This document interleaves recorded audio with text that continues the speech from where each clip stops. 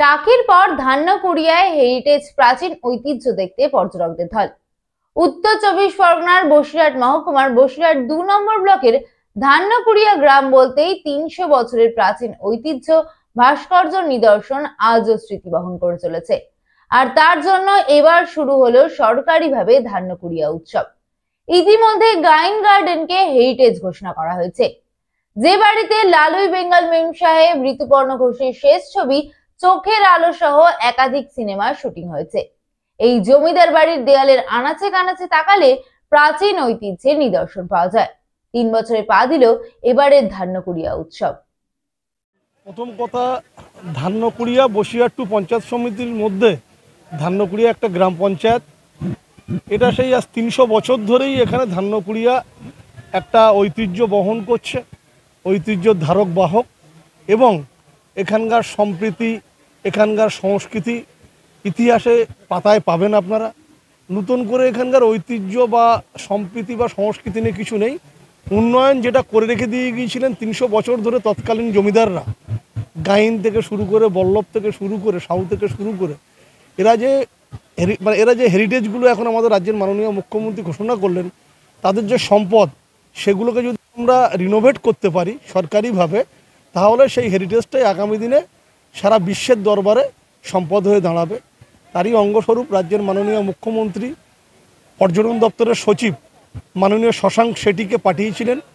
পর্যটন সচিব এসেছিলেন, ডিএম সাহেব, এসডিও, বিডিও সাহেব, আমরা ছিলাম, আমি সভাপতি, সঙ্গে এটিএম আবদুল্লাহ, সরোজদা, মিহিরদারাও ছিল, দেখে গিয়েছেন। এবং আমাদের এই যে গাইন গার্ডেন যেটাকে বলি আমরা, বর্তমানে জেলা পরিষদের সম্পত্তি, সেটাকে নিয়ে ধান্যকুড়িয়ার আরও যে রাজবাড়িগুলো আছে দিয়ে সত্যজিৎ রায় পার্ক নিয়ে একটা প্যাকেজ পর্যটন দপ্তর রাজ্যের মাননীয় মুখ্যমন্ত্রী অনুমোদন করেছেন। আগামী দিনে উন্নয়ন দেখতে পাবেন। শুধু একটাই দরকার, যে তাদের সৃষ্টিগুলোকে যদি আমরা সংরক্ষণ করতে পারি, সেটাই উন্নয়ন। হ্যাঁ, সংরক্ষণের জন্য আমরা প্রপোজাল পাঠিয়েছি, আমাদের রাজ্যের মাননীয় মুখ্যমন্ত্রী অনুমোদন দিয়েছেন। এখন ডিপিআর রেডি হচ্ছে, প্রজেক্ট রেডি হচ্ছে, আগামী দিনে কাজ হবে।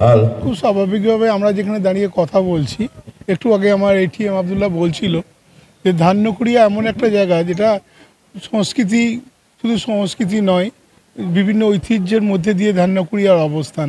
কারণ আমরা দেখেছি একটু পায়ে পায়ে হাঁটলেই আমাদের কাছে পৌঁছে যায় যে জমিদার বাড়িগুলো, তাদের যে কৃষ্টি কালচারের যে ঐতিহ্য, সেই বাড়িগুলো দেখলে বোঝা যায়।